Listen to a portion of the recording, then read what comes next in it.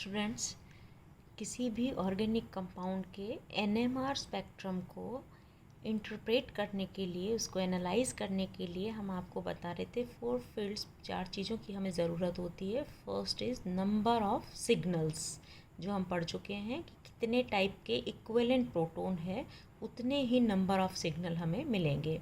Second was position of signal, means उन protons का electronic environment कैसा है, या यूँ कहें कि वो प्रोटॉन्स इलेक्ट्रॉन से शील्डेड है या डीशील्डेड है, वो कहाँ पर सिग्नल देंगे।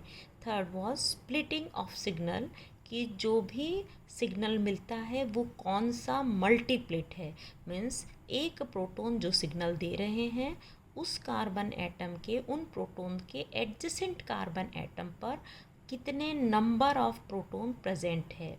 जितने भी प्रोटॉन होंगे उनसे एक ज़्यादा, जैसे सपोज़ किसी कार्बन एटम, किसी एक सिग्नल के एडजेसेंट कार्बन एटम पर 3 प्रोटॉन प्रेजेंट है, तो वो n+1 मीन्स 3+1 मीन्स 4, एक क्वार्टेट हमें मिलेगा, उसका जो मल्टीप्लेट है वो।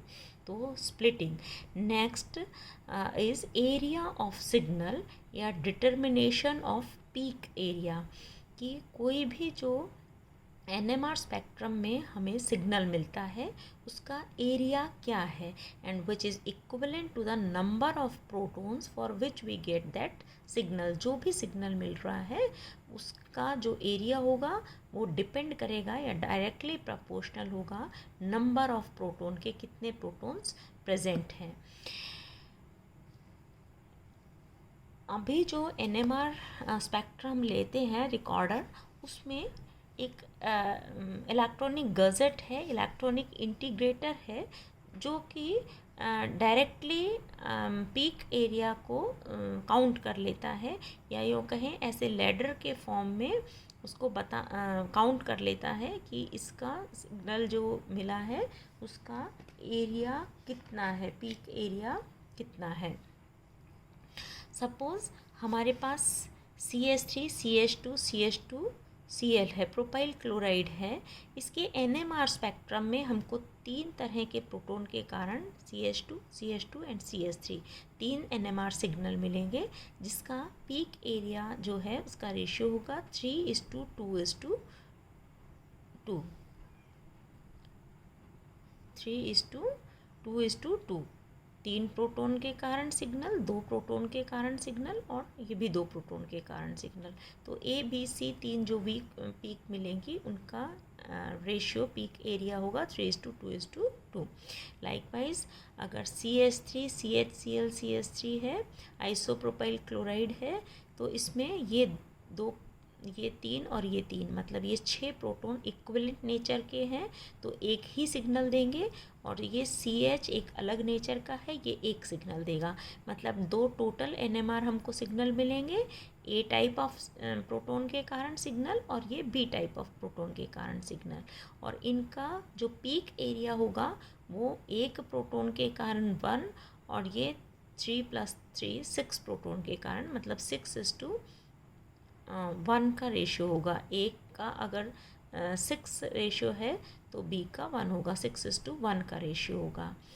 इसी तरह से अगर मान लीजिए पैरा टर्शरी ब्यूटिल क्लोराइड है, पीक एरिया काउंट करने के लिए जो इलेक्ट्रॉनिक इंटीग्रेटर है वो एक तरह से रिकॉर्डर जो पेपर होता है वो छोटे छोटे ग्राफ में डिवाइडेड होता है, और जो इंटीग्रेटर होता है उसमें एक निडल होती है जो इस तरह से इन ग्राफ के जो स्क्वायर्स है इनको काउंट करके टोटल पीक एरिया क्या है उसको काउंट कर लेते हैं। जैसे मान लीजिए टर्सरी ब्यूटिल क्लोराइड है, और उसका हमको पीक एरिया देखना है, तो इस तरह से अगर हमें ये सिग्नल मिला है तो इंटीग्रेटर इस तरह से ये लैडर के फॉर्म में इसको काउंट कर लेता है।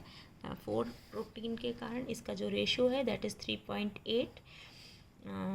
इसका एक जो ये सिग्नल मिल रहा है, इसका इसने काउंट किया तो 8.8 डिविजन्स को इसने काउंट किया, और ये 3 प्रोटॉन्स के कारण जो काउंट किया है ये 2.9 एरिया जो है डिविजन्स है उनको काउंट किया है। तो ये जो 3 इक्विवेलेंट प्रोटॉन है, 9 प्रोटॉन है, इनके कारण ये 8.8 डिवीज़न में ये 1 2 3 4 प्रोटॉन है, उसके कारण ये 4 प्रोटॉन के कारण 3.8 के रीजन में। अब देखिए इसमें ये मिथाइल टाइप ऑफ प्रोटॉन है, ये एरोमेटिक प्रोटॉन्स हैं, और ये टर्शरी ब्यूटिल के प्रोटॉन हैं। यहाँ पर ये वाले जो प्रोटॉन है ये मैक्सिमम शील्डेड प्रोटॉन है, मतलब कि इनमें इलेक्ट्रॉन्स जो है उनकी डेंसिटी मैक्सिमम है, शील्डेड है, तो ये अब फील्ड शिफ्ट देंगे। तो यहाँ पर जो सिग्नल शुरू में हायर अपर मैग्नेटिक फील्ड की तरफ जो मिलेगा, हायर मैग्नेटिक फील्ड की तरफ, वो ये सिग्नल देंगे। उसके बाद ये CH3 के प्रोटॉन सिग्नल देंगे, और आपको बताया था रिंग करंट के कारण ये वाले जो प्रोटॉन्स होते हैं ये मैक्सिमम डीशील्डेड होते हैं, इसलिए ये डाउन फील्ड में सिग्नल देते हैं। तो 7 के आसपास कभी भी जब एरोमेटिक कंपाउंड्स होते हैं वो डाउन फील्ड में सिग्नल्स देते हैं, 6 और 7 के आसपास इनका सिग्नल मिलता है, ये मिलता है। तो इनका एरिया जो है वो इस तरह से हमने काउंट कर लिया। अब इसको हम कैसे इंटरप्रेट करते हैं कि जो NMR सिग्नल हमें मिला टर्शरी ब्यूटिल ग्रुप के कारण, मिथाइल ग्रुप के कारण और एरोमेटिक प्रोटॉन के कारण, इनका अगर मान लीजिए ये ABC 3 तरह के प्रोटॉन है, तो इनका रेशियो जो मिला है वो 8.1:2.9:3.8। तो हम क्या करते हैं, जो सबसे स्मॉलेस्ट नंबर है उससे इन सब को डिवाइड कर देते हैं ताकि वो नंबर 1 आ जाए। यहाँ पर स्मॉलेस्ट नंबर 2.9 है, तो 8.8 divided by 2.9, 2.9 divided by 2.9 and 3.8 divided by 2.9, ये हमने इसको डिवाइड कर लिया।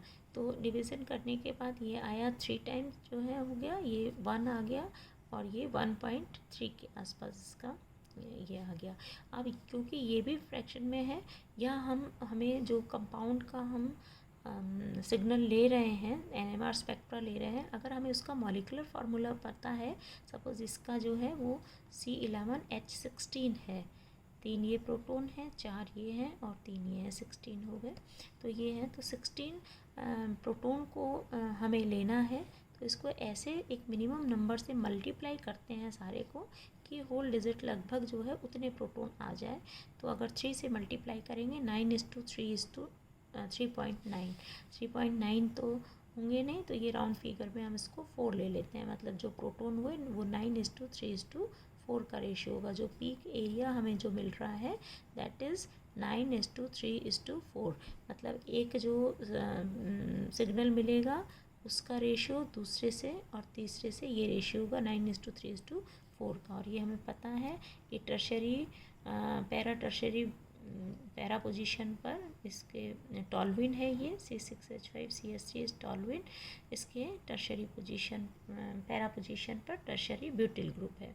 और ब्यूटिल ग्रुप में 9 प्रोटॉन्स है, एरोमेटिक जो रिंग है उसमें एरोमेटिक प्रोटॉन्स 4 प्रेजेंट है और मिथाइल ग्रुप में 3 प्रेजेंट है, तो इनका रेशियो भी 9:3:4 का प्रेजेंट होगा। तो इस तरह से हम इलेक्ट्रॉनिक इंटीग्रेटेड से सिग्नल का एरिया निकाल लेते हैं, और उससे पता चल जाता है कि ये कौन सा सिग्नल कितने प्रोटॉन्स के कारण है। तो इससे डायरेक्ट हमें प्रोटॉन के नंबर काउंट करने में हेल्प मिल जाती है। नाउ स्प्लिटिंग जो है, ये NMR स्पेक्ट्रम जो है उसका हम इंटरप्रिटेशन कैसे करेंगे ये हम नेक्स्ट लेक्चर में देखेंगे। Thank you.